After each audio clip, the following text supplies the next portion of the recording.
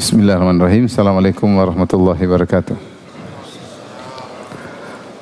Alhamdulillah ala ihsani wa syukru lahu ala taufiqi wa amtinani. Asyhadu an la ilaha illallah wahdahu la syarika lahu ta'ziman li sya'ni.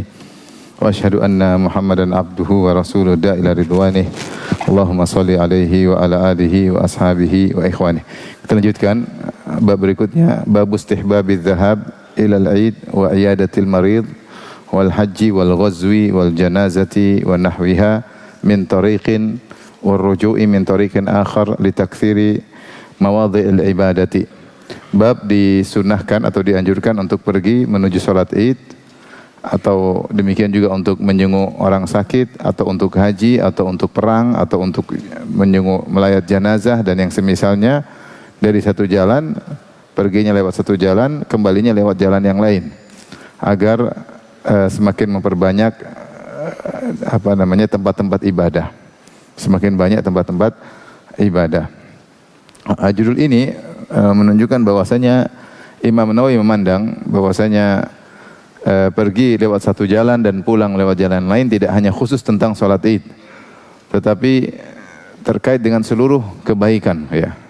Seperti menjenguk orang sakit, seperti mau nuntut ilmu, seperti perang, semua yang melayat jenazah, seperti mungkin untuk silaturahmi, semua kegiatan yang merupakan kebaikan kalau bisa perginya lewat jalan yang lain, pulang lewat jalan yang lain, sehingga semakin banyak bagian bumi yang kita gunakan untuk ibadah. Hal ini karena bumi akan menjadi saksi pada hari kiamat kelak.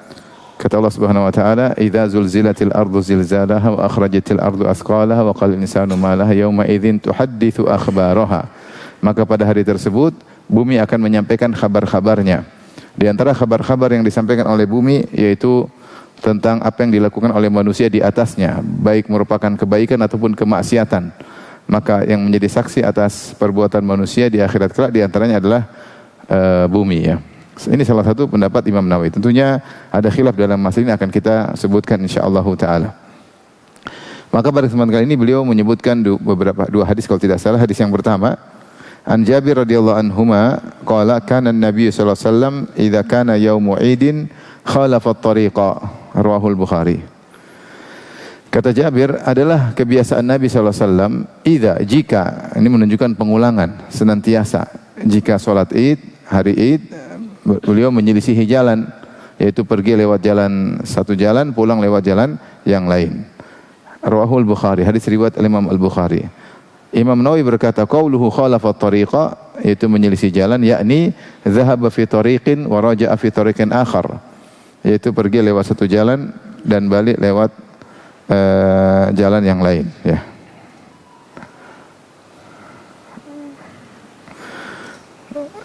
Adapun hikmah kenapa Rasulullah sallallahu alaihi wasallam pergi lewat satu jalan kemudian pulang lewat jalan yang lain, maka disebutkan berbagai macam hikmah oleh Ibnu Qayyim rahimahullah dalam kitabnya Zadul Ma'ad, ya. Dalam kitabnya Zadul Ma'ad, di antaranya beliau menyebutkan bisa jadi ketika Nabi pergi satu jalan kemudian balik lewat jalan yang lain tadi untuk memperbanyak saksi bumi tentang ibadah yang beliau lakukan. Ada juga mengatakan bahwasanya di antara hikmahnya adalah untuk mengecek kaum muslimin. Rasulullah lewat satu jalan nanti pulang lewat jalan yang lain. Atau untuk mengucapkan salam kepada kaum muslimin yang lewat satu jalan kemudian bertemu dengan kaum muslimin di jalan yang lain. Ada yang mengatakan untuk membuat jengkel orang-orang munafikin yang melihat bagaimana Islam rame sehingga Rasulullah lewat satu jalan dan kemudian pulang lewat jalan yang lain, ya. Dan berbagai macam hikmah di balik itu, wallahu alam bisawab, ya. Disebutkan oleh para ulama berbagai macam hikmah. Dan ini berlaku bagi imam maupun makmum. Baik imam maupun makmum, maka mereka dianjurkan untuk pergi salat Id melewati satu jalan dan pulang melewati jalan yang lain.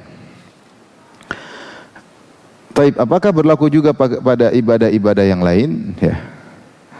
Nah, ini menjadi pembahasan di kalangan para ulama. Berikut hadis berikutnya yang berkaitan dengan hal ini.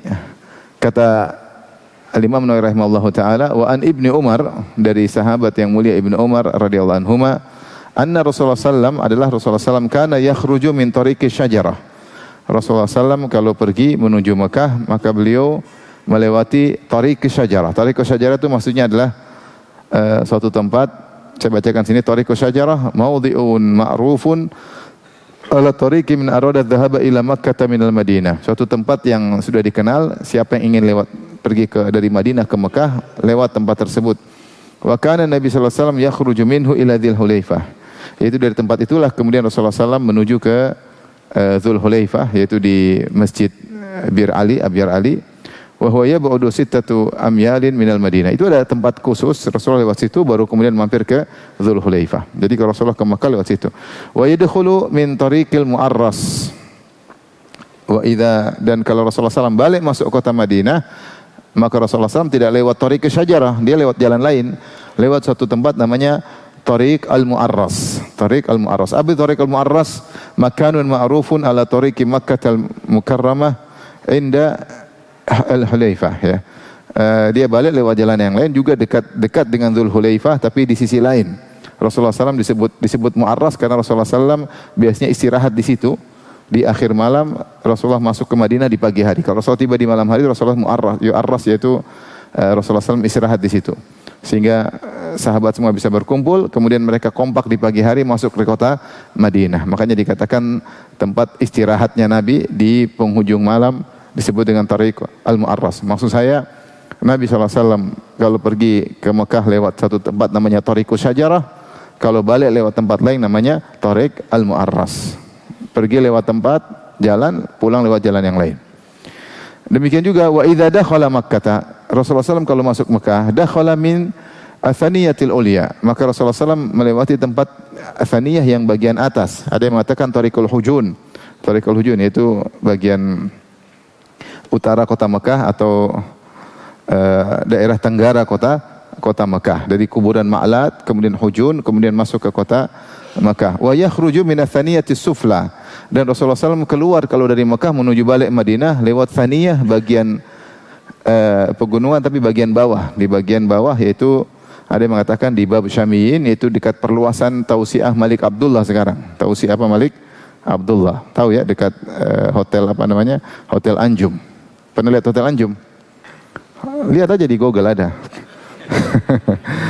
Intinya daerah situ. Jadi Rasulullah masuk lewat daerah lain, keluar lewat daerah lain. Dari sini hadis muttafaqun alaih, hadis riwayat Bukhari dan Muslim. Dari sini Imam Nawawi mengambil kesimpulan bahwasanya Rasulullah menyengaja hal tersebut sehingga beliau mengkiaskan semua ibadah kalau bisa pergi lewat jalan, pulang lewat jalan lain. Sehingga seorang berbanyak saksi baginya, bumi menjadi saksi baginya pada hari kiamat kelak. Apa saja kebaikan? Silaturahmi, majelis ilmu, menghadiri majelis ilmu, mau ke masjid, pergi lewat jalan, pulang lewat jalan lain. Apalagi menjenguk orang sakit, mau melamar. Melamar kebaikan enggak?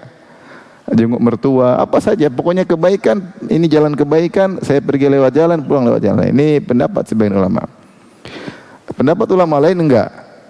Tidak umum. Kata mereka bahwasanya datang nas secara tegas terkait salat Id. Adapun selain salat Id, maka Rasulullah pergi lewat sini, pulang lewat sini ketika ke Mekah dari Madinah, ketika masuk Madinah lewat Tariqul Mu'arras, ketika pergi lewat Tariqul Syajarah, ketika masuk Mekah lewat Thaniyatul Ulia, ketika keluar lewat Thaniyatul Sufla.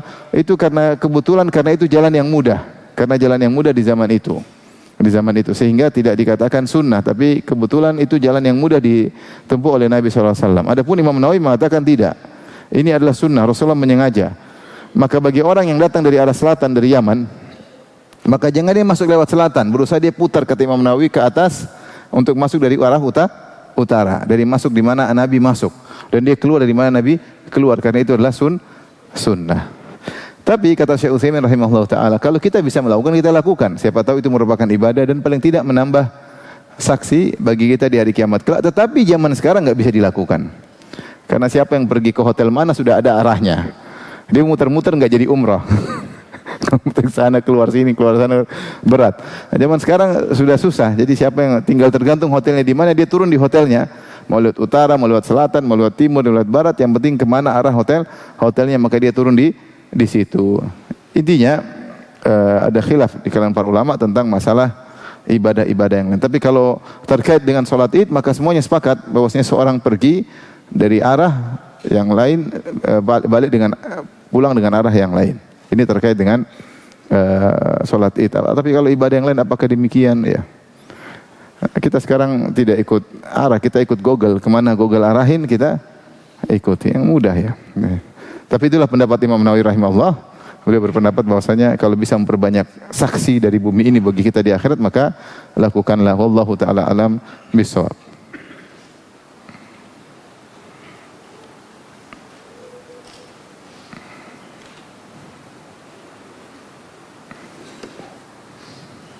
Baik, kita lanjutkan.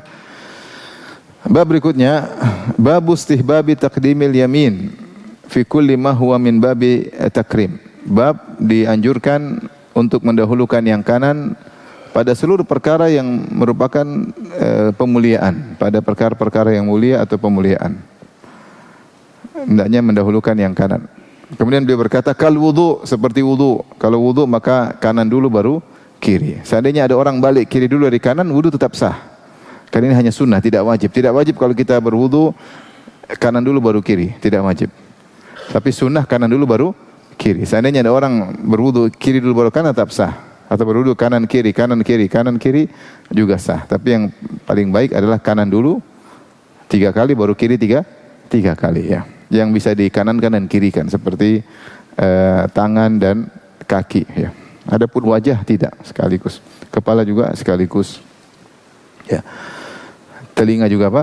Sekaligus ya, bukan kanan dulu baru kiri, enggak sekaligus. Yang kanan dan kiri itu tangan dan apakah? Kaki. Wal ghusli, demikian juga mandi maka setelah kita membasahi bagian kepala, maka bagian tubuh kanan dahulu kita mandikan ya.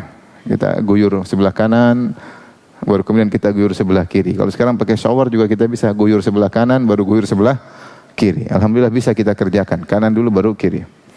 Demikian juga walubsi thawbi. Pakai baju juga demikian. Kalau bagi baju kerah, masuk ke kerah kanan, lengan kanan dulu baru lengan kiri ya. Jangan langsung dua-duanya siap gitu enggak. Masuk dulu tangan kanan baru tangan kiri, dapat pahala. Toh kita juga tetap selalu pakai baju. Makanya pakai baju dapat pahala. Sehingga ketika kita masuk kanan dulu baru kiri, kita ingat Nabi SAW. Kita ingat Allah Subhanahu. Bahkan ketika kita pakai baju, kita ingat Allah Subhanahu wa ta'ala, ingat sunnah Nabi, dan kita dapat pahala. Masukkan kanan dulu, tangan kanan baru tangan kiri. Wan na'li, demikian juga pakai sendal. Wal khufi, juga pakai sepatu. Maka pakai kanan dulu baru kiri. Sendal atau sepatu pakai dulu kaki kanan baru kemudian kaki kiri. Was sarawil, demikian juga pakai celana. Jangan langsung loncat dua-duanya. Kanan dulu baru kiri. Wa dukhulil masjid, ketika masuk masjid juga, maka kita ketika baca doa kita masukkan menginjak kaki kanan lebih dahulu baru kemudian kaki kiri.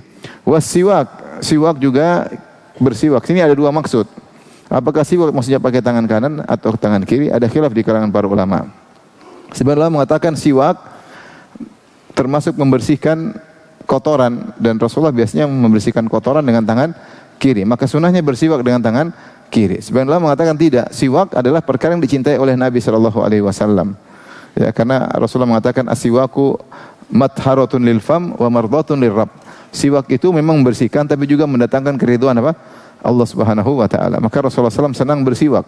Sampai Rasulullah mengatakan laula an asyqa ala ummati la amartuhum bisiwakin inda kulli wudu. Kalau tidak merepotkan umatku, aku akan menyuruh umatku untuk bersiwak setiap kali wudu. Dalam sebagian riwayat inda kulli salat, setiap kali salat hendaknya bersiwak. Berarti sesuatu yang sangat dicintai oleh Nabi. Kalau dicintai oleh Nabi sallallahu alaihi wasallam maka pakai tangan kanan. Makanya Nabi sallallahu alaihi wasallam sebelum meninggal Rasulullah SAW bersiwak. Ingin bertemu Allah dalam kondisi sudah bersiwak. Oleh karenanya dianjurkan pakai tangan kanan. Ini perkara pertama. Ini ada khilaf kanan atau kiri. Jika ternyata kita bersiwak, maka usahakan yang kanan dulu, gigi kanan baru gigi kiri. Jadi kanan dulu baru kemudian ke kiri. Dapat pahala ya. Jadi kanan dulu baru kemudian kiri. Sebelah kanan dulu baru sebelah kiri. Wal iktihal, demikiannya pakai celak ya. Pakai celak juga pakai kanan dulu, mata kanan baru mata kiri. Taklimul azfar, motong kuku juga tangan kanan dulu baru tangan kiri. Wa qassis syarib, kumis juga, kumis kanan dulu, baru kumis apa? Kiri. Wa natfil ibit, juga cabut bulu ketiak yang kanan dulu, baru ketiak apa? Kiri. Ya. Wa halqir ra'si, dan cukur rambut. Nabi juga demikian. Nabi waktu cukur rambut kanan dulu. Baru apa? Kiri. Sunnahnya demikian ya. Sunnahnya demikian. Suatu hari saya pernah hajian beberapa tahun lalu ya, jauh, mungkin 10 tahun lalu, udah lama sekali. Maka ada tukang cukur yang resmi 30 real, sebenarnya kita mau bayar, cuma antrinya luar biasa. Aduh, kita pengen bertahalul habis lempar jamarat. Ramai sekali. Akhirnya saya sama teman, udahlah kita yang liar aja lah. Ada tukang-tukang cukur liar itu orang-orang Afrika. Murah, cuma 10 real, 15 real. Maka kata dia, Ustadz dulu. Bapak dulu, enggak Ustadz dulu ya, sudah saya dulu. Kanan, dia bagus sesuai sunnah, dia kanan dulu. Terus habis itu baru dia kiri. Terus gantian, silakan Pak. Dia kanan dulu, begitu kanan polisi datang. Dia kabur. Masih tinggal sebelah kiri. Lanjutkan di tenda ya. Ini kisah nyata ya, maksud saya. Qadarullah ya. Jadi cukur rambut kanan dulu baru kiri. Kemudian wassalam minas salat. Salam juga assalamualaikum kanan dulu baru kiri. Wal akal, kalau makan maka dengan tangan kanan, bukan piring kanan baru piring kiri, tidak. Maksudnya makan dengan tangan kanan karena mulia. Wal syurb, minum juga dengan tangan kanan, bukan gelas kanan gelas kiri, enggak bisa. Wal musafaha, jabat tangan dengan tangan kanan, jangan tangan kiri. Wastilamil hajaril aswad, mengusap hajar aswad juga dengan tangan kanan ya. Wal khuruji minal khala, keluar dari toilet atau keluar dari tempat buang hajat dengan kaki kanan. Wal akhdhi wal ata'i, mengambil memberi dengan tangan kanan ya. Dan ini menyelisih syaitan. Fa inna syaitana ya'khudh bishimal wa yu'ti bishimal, karena syaitan mengambil dengan tangan kiri dan memberi dengan tangan kiri. Kok syaitan demikian? Itulah hobinya syaitan. Itulah hobinya syaitan. Dia sukanya minum tangan kiri. Fa inna syaitana ya'kulu bishimal, makan dengan tangan kiri. Yashrab bishimal, minum dengan tangan kiri. Wa yu'ti bishimal, memberi dengan kiri. Wa ya'khudh bishimal, dengan tangan kiri. Maka kita disuruh menyelisih syaitan. Ya ayyuhalladzina amanu la tattabi'u khutuwati syaitan. Wahai orang beriman, jangan ikuti langkah-langkah syaitan. Maka kita berusaha kanan dan kiri, kecuali ada uzur. Ini kalau ada uzur ya lain cerita. Seorang tidak punya tangan kanan, ya sudah tangan kiri. Seorang lagi konsentrasi, kemudian dia kalau lagi nyetir harus pakai tangan kanan. Kalau dia minum dengan tangan kanan, tangan kiri pegang bahaya, itu uzur syar'i. Atau tangan kanannya lagi sakit, lagi pakai gips, itu kalau ada uzur syar'i tidak jadi masalah. Tapi selama tidak ada uzur, usahakan minum, makan, memberi, mengambil dengan tangan kanan, karena dapat pahala. Wa ghairi dzalika mimma huwa fi ma'nahu, dan perkara-perkara yang lain yang masuk dalam makna ini, makna memuliakan. Kemudian sebaliknya, wa yustahabbu taqdimul yasar fi dhiddi dzalik, dan dianjurkan atau disunahkan mendahulukan yang kiri pada perkara-perkara lawannya. Yaitu pada perkara-perkara yang tidak baik, yang kotor dan semisalnya. Kal imtihat, seperti buang ingus maka dengan tangan kiri. Wal busaq anil yasar, kalau buang ludah maka sebelah kiri. Wa dukhulil khala, kalau masuk toilet maka dengan kaki kiri. Wal khuruji minal masjid, ketika keluar dari masjid dengan kaki kiri. Masuk masjid tangan kaki kanan, keluar dari masjid kaki kiri. Wa khalqil khuffi wan na'li, demikian juga ketika melepas sendal, lepas kaki kiri dulu baru kaki kanan. Lepas sepatu pun demikian, sepatu kiri dulu lepas baru sepatu kanan. Wasarawil, ketika buka celana kiri dulu baru buka yang kanan. Wasaub, buka baju pun lengan kiri dulu baru lengan kanan. Wal istinja, ketika beristinja maka dengan tangan kiri. Cebok ya, membersihkan kotoran, ketika buang air kecil, buang air besar maka dengan tangan kiri. Wa fi'lil mustaqdharat wa asbahi dzalik, dan melakukan hal yang mungkin kotor maka gunakan tangan kiri dan yang semisalnya.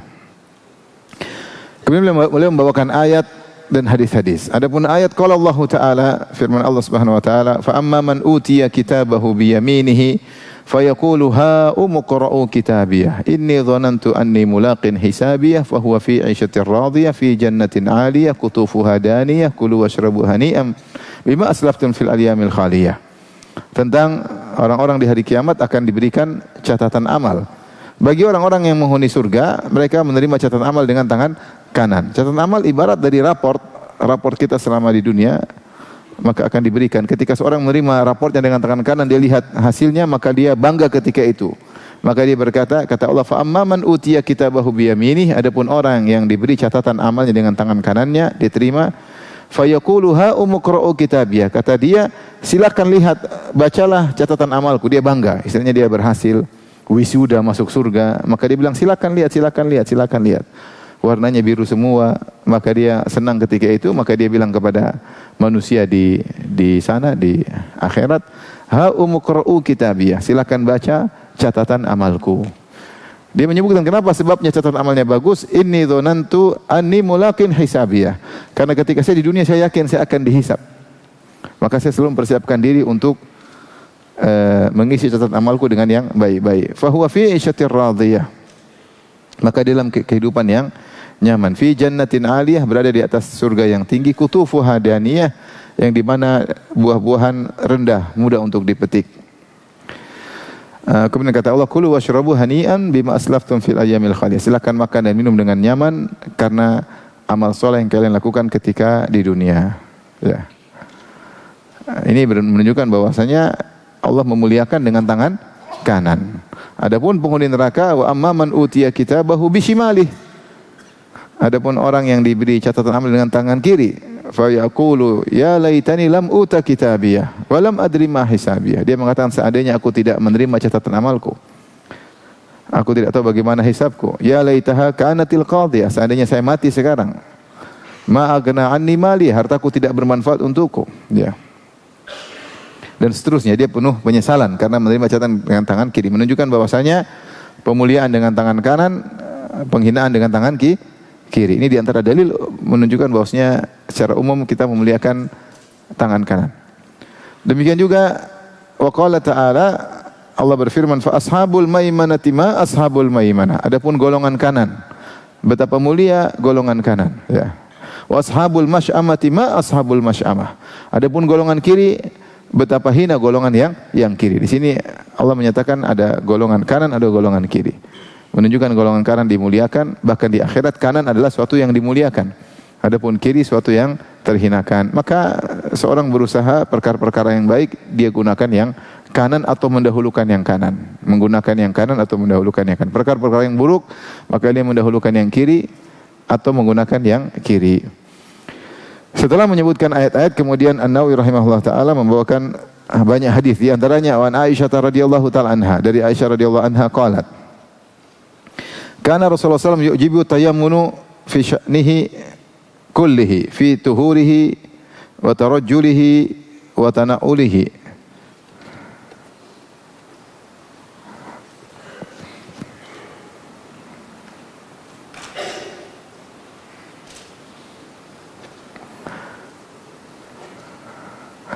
Adalah Nabi SAW, kata Aisyah radhiyallahu anha, senang mendahulukan yang kanan dalam segala urusannya, dalam bersuci, dalam menyisir, dalam memakai sendal. Muttafaqun alaih. Ini dalil bahwasanya kalau seorang punya rambut, maka dia sisir yang sebelah apa? Kanan dulu, baru kemudian disisir sebelah kiri. Ya, sunnah ya. Sebelah kanan dulu, baru sebelah kiri. Dan saya bilang yang sunnah adalah jika yang menyisir lebih utama yang menyisir istri, sebagaimana Rasulullah SAW menyisir, rambutnya disisir oleh Aisyah radhiyallahu taala anha. Antum punya istri, manfaatkan, suruh sisir rambut antum. Sunnah, saya dapat pahala, anti juga dapat pahala. Ya, paham? Jadi istri biar nurut, dilatih nyisir rambut apa? Suami. Daripada sibuk main HP, sibuk lihat Shopee, suruh sisir rambut antum. Nah, kecuali antum nggak punya rambut. Untuk punya rambut, ya sudah. Kalau botak gimana, ya sudahlah. Fi sya'ni kul, yang segala perkara yang baik Rasulullah SAW mendahulukan kanan baru yang kiri. Termasuk diantaranya mencukur rambut.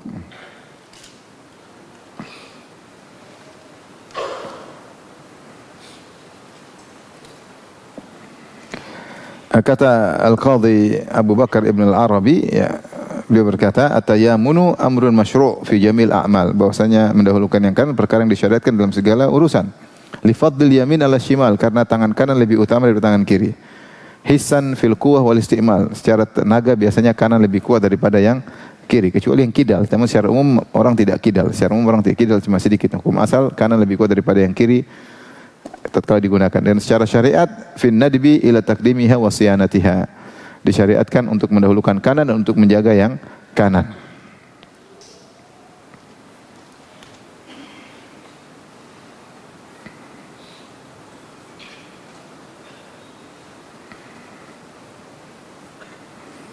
Hadis berikutnya, wa anha dari Aisyah radhiyallahu taala anha qalat, kanat yadu Rasulillah sallallahu alaihi wasallam al-yumna li tuhurihi wa ta'amihi wa kanatil yusra li khala'ihi wa makana min al-adha. Hadisun sahihun rawahu Abu Daud wa ghairuhu bi isnadin sahihin.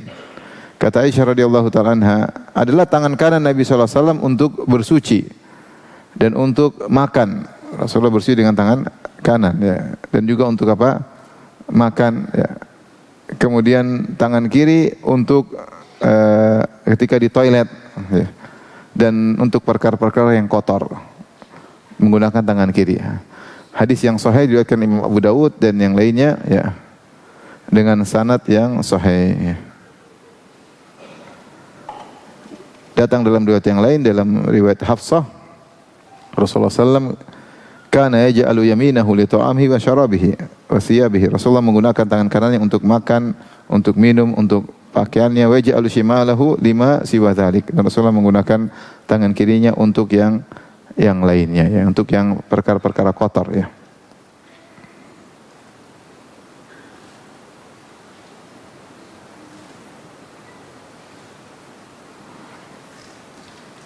Tapi kita lanjutkan hadis berikutnya. Wa an Ummi Atiyah radhiyallahu anha anna Nabi sallallahu alaihi wasallam qala lahunna fi ghusli ibnatihi Zainab radhiyallahu anha.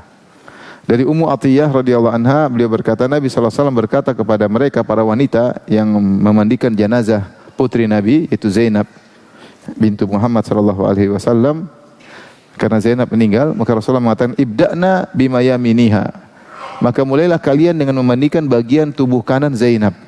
Wa mawadhi'i al-wudhu'i minha, dan juga tempat-tempat wudu, bagian anggota wudu dari tubuh Zainab. Muttafaqun alaih. Mungkin di antara dalil bahwasanya ketika seorang memandikan mayat, maka dia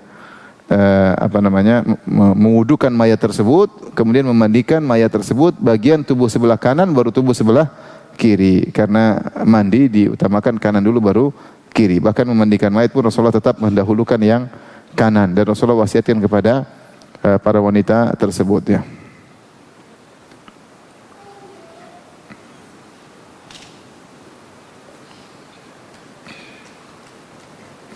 Hadis berikutnya dari Abu Hurairah radhiyallahu anhu, anna Rasulullah SAW berkata, idzan ta'ala ahadukum falyabda bil yumna. Jika kalian pakai sendal, maka mulailah dengan kaki kanan. Wa idza naza'a falyabda bishimal. Kalau dia lepas, maka lepaslah yang kiri dulu. Litakunil yumna awwalahuma tun'alu, maka jadilah kaki kanan yang pertama kali dipakaikan sendal, wa akhirahuma tunza, dan jadilah kaki kanan juga yang paling terakhir dilepas. Jadi kaki kanan pertama kali make, kaki kanan yang terakhir juga dilepas. Muttafaqun alaihi, riwayat Bukhari dan Muslim. Kebanyakan kita kalau pakai sendal, kita paling pakai sendal kaki kanan, baru kaki kiri. Tapi kalau lepas kanan juga dulu. Kalau lepas kanan dulu baru kiri. Sekarang dirubah. Kalau pakai kanan dulu baru kiri, kalau lepas kiri dulu baru kanan. Nah, seringnya orang salah ketika melepas. Dia lepas kanan juga dulu baru kiri. Dirubah. Yang benar ketika pakai kanan dulu baru kiri, kalau lepas kiri dulu baru kanan. Demikian juga ketika pakai sepatu, ya. Maka seorang ketika kita tiap hari juga pakai sendal, lepas sendal, pakai sendal, lepas sendal. Tapi kalau kita menjalankan sunnah ini, maka kita dapat pahala karena kita ingat sunnah Nabi sallallahu alaihi wasallam. Laqad kana lakum fi Rasulillahi uswatun hasanah. Sungguh pada diri Nabi ada uswah hasanah, sehingga kita senantiasa cinta kepada Nabi karena kita tidak memakai sepatu kecuali ingat Nabi, kita pakai baju ingat Nabi, ingat sunnah Nabi, Dan Allah menyuruh kita ikut sunnah Nabi sallallahu alaihi wasallam dalam segala perkara. Maka ini menambah cinta kita dan menambah ittiba kepada Rasulullah sallallahu alaihi wasallam. Jadilah perkara tradisi menjadi ibadah. Sehingga kita selalu menghadirkan hal ini, sehingga kita lepas sendal pun kiri dulu baru kanan. Akhirnya setiap lepas sendal pakai sendal dapat pahala.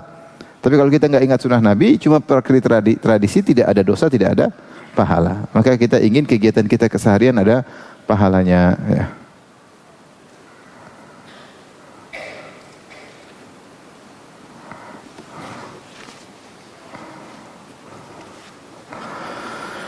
An Hafsah, ini hadis sudah kita sebut tadi, anna Rasulullah SAW kana yaj'alu yaminahu li ta'amihi wa syarabihi. Dari bahwasanya Rasulullah SAW menjadikan tangan kanannya untuk makannya dan untuk minumnya. Wa thiyabi, dan juga pakai pakaiannya. Wa yaj'alu yasarahu lima siwa dzalik, dan Rasulullah menggunakan tangan kirinya untuk yang selain itu. Hadis riwayat Abu Dawud dan Tirmizi dan selainnya, ya.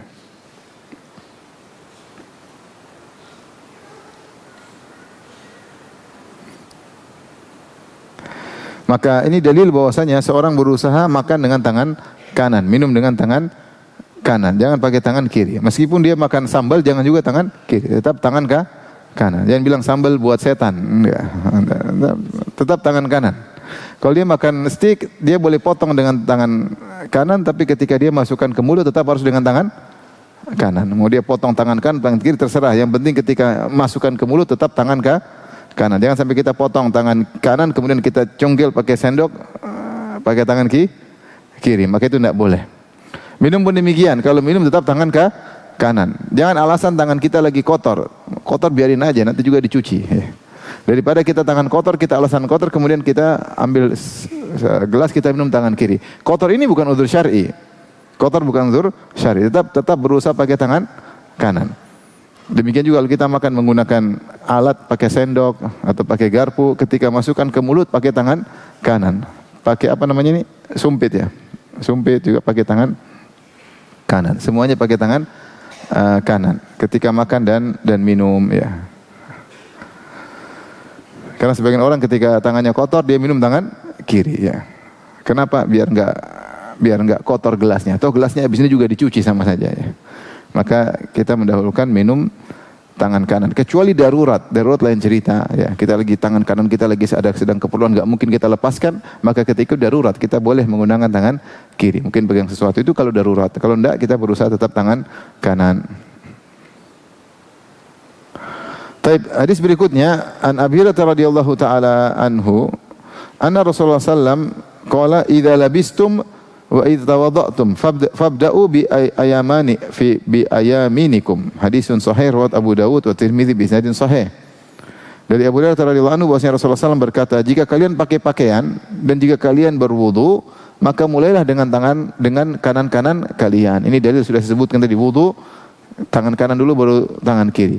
Kaki kanan dulu baru kaki kiri. Adapun yang lainnya maka langsung sekaligus. Wajah bukan kanan kiri dulu, langsung, karena wajah sekaligus. Mengusap kepala juga sekaligus, telinga juga apa? Sekaligus, ya. Adapun kalau wudu yang tangan kanan baru tangan kiri, kaki kanan baru kaki kiri. Demikian juga ketika tayammum. Tayammum maka kita mengusap tangan kanan dulu baru tangan kiri. Adapun wajah sekaligus. Tangan kanan dulu, baru tangan kiri, baru wajah. Atau wajah dulu, baru tangan kanan, baru tangan kiri. Yaitu berusaha mendahulukan yang kanan, baru yang kiri. Demikian juga pakai pakaian.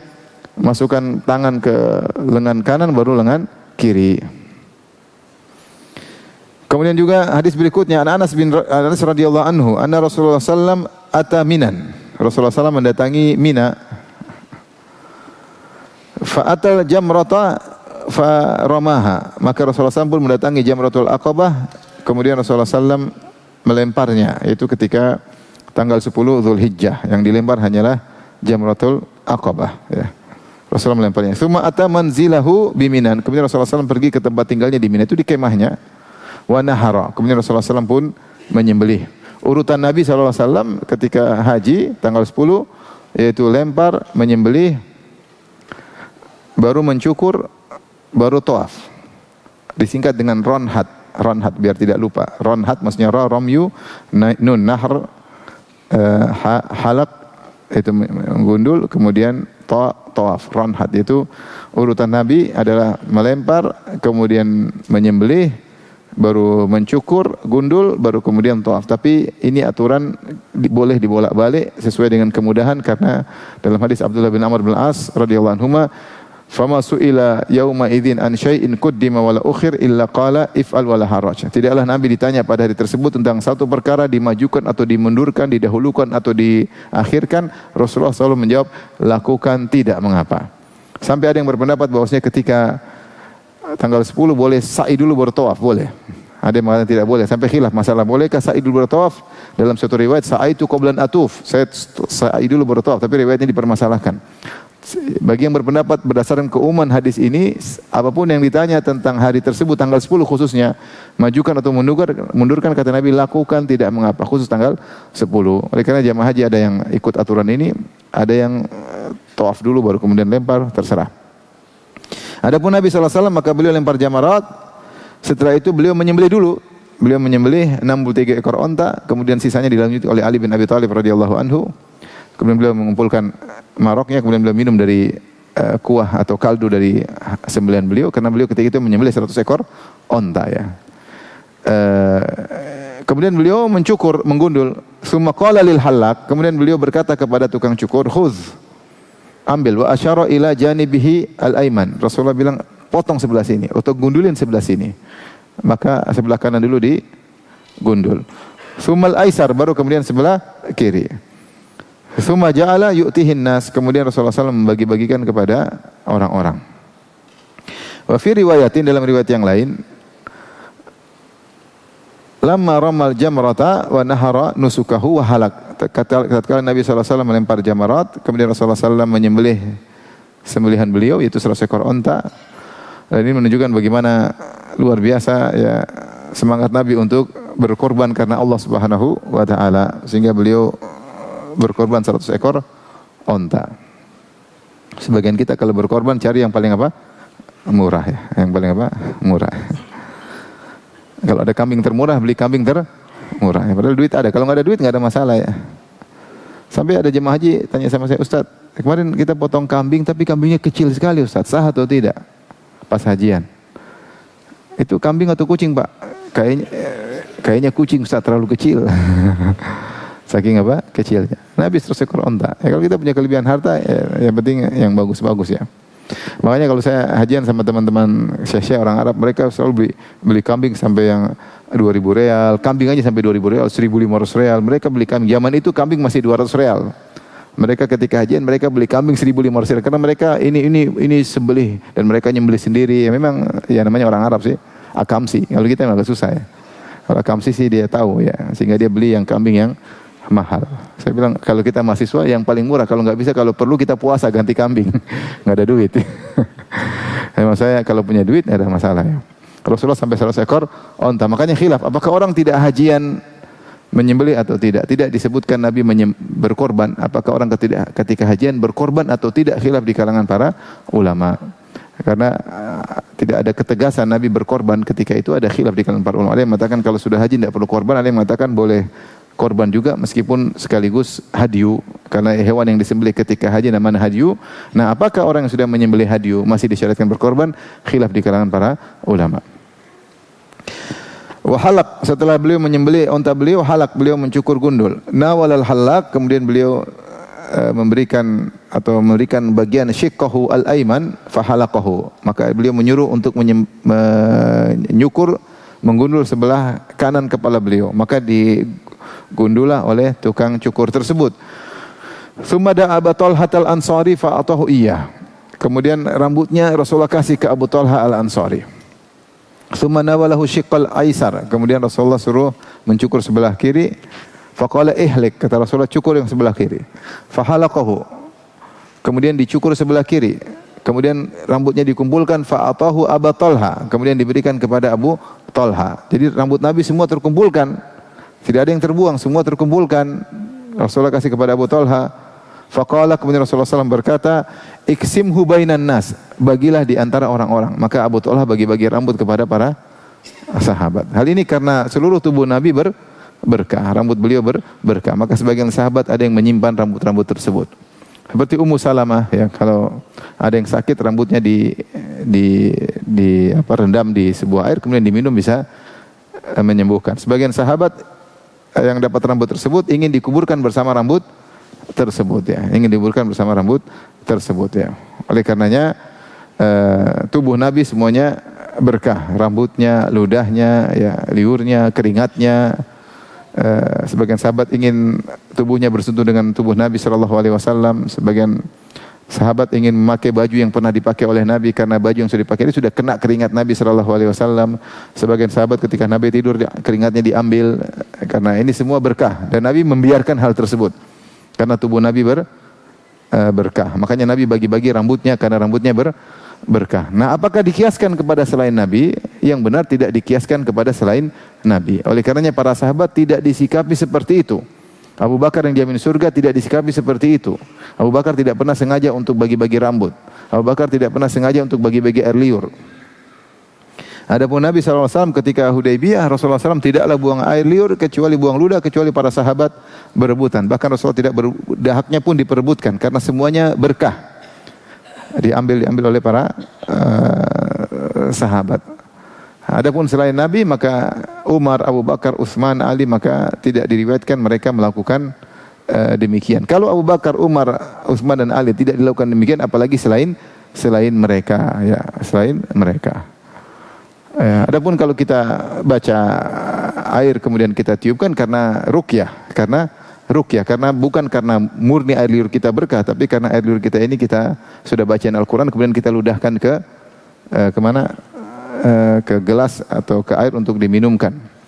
Oleh karenanya yang benar bahwasanya masalah tabarruk mencari keberkahan dari orang soleh hanya dikhususkan kepada Nabi sallallahu alaihi wasallam. Adapun selain Nabi sallallahu alaihi wasallam maka keberkahannya adalah keberkahan maknawi seperti majelis ilmu, seperti nasihat, keberkahan majelis, bukan keberkahan zat. Keberkahan zat cuma Nabi sallallahu alaihi wasallam ya. Kalau ternyata orang soleh juga seperti Nabi maka setiap cukur rambut bagi-bagi. Bagi-bagi. Siapa yang mau terima rambutnya? Kalau seperti Nabi maka liurnya dibagi-bagi, keringatnya bagi-bagi, tentu tidak. Lagi pula orang-orang setelah Nabi SAW tidak ada yang jamin masuk surga. Abu Bakar yang jamin masuk surga saja tidak dilakukan demikian. Apalagi yang tidak tahu bagaimana nasib mereka surga atau tidak. Wallahu a'lam bishawab. Oleh karenanya yang benar bahwasanya pendapat yang lebih tepat ini kekhususan Nabi sallallahu alaihi wasallam dan kekhususan para nabi-nabi selain Nabi sallallahu alaihi wasallam. Adapun selain para nabi maka tidak dilakukan demikian. Wallahu taala alam bisawab ya. Tapi kita masuk pada bab berikutnya panjang, insyaallah kita lanjutkan pada pertemuan berikutnya tentang adabut ta'am bab baru ini panjang. Tapi demikian saja wabillahi taufiq. Assalamualaikum warahmatullahi wabarakatuh.